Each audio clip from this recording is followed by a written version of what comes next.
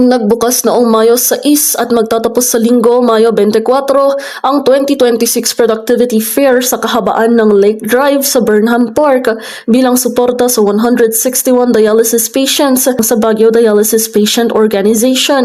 Layunin ng aktibidad na makalikom ng pondo at makapagbigay ng kabuhayan upang makatulong sa kanilang gastusing medikal at pang-araw-araw na pangangailangan habang sinusuportahan din ang mga lokal na negosyo. Which aims to help the dialysis patients of the Baguio Dialysis Patient Organization. We have 161 patients right now. Dumami. Last year it was only 96. So there were 96 beneficiaries. Now we have almost 160 plus. Ay, ganun ba? Ganun katindi ang problema natin sa kalusugan. Ang nasabing Productivity Fair ay inisyatibo ng City Social Welfare and Development Office o CSWDO at tampok dito ang 50 mga pwesto. Ipinakita rito ang iba't ibang produkto gaya ng processed goods, handicrafts, textiles, pagkain at accessories. Ayon kay Annabel Ramos, head of the 2026 Productivity Fair Secretariat, karamihan sa mga kalahok ay walang pisikal na tindahan at umaasa sa social media at online platforms upang maibenta ang kanilang mga produkto, lalo na ngayong panahon ng tag-init. Bukod sa mga negosyante, binigyan din ng pagkakataon ang mga buskers, mga umus-usbong na musikero, artists at poets na maipakita ang kanilang talento sa pamamagitan ng mga itinakdang performance spaces.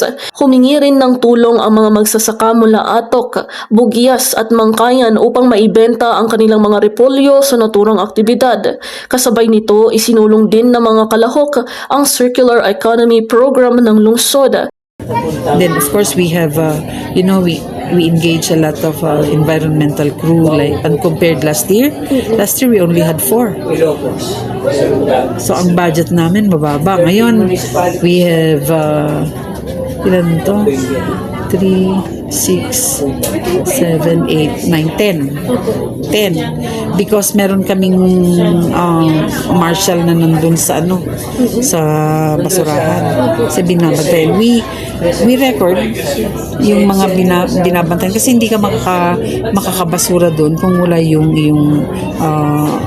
certificate. Papakita mo sa amin yung certificate mo doon para makita yung number.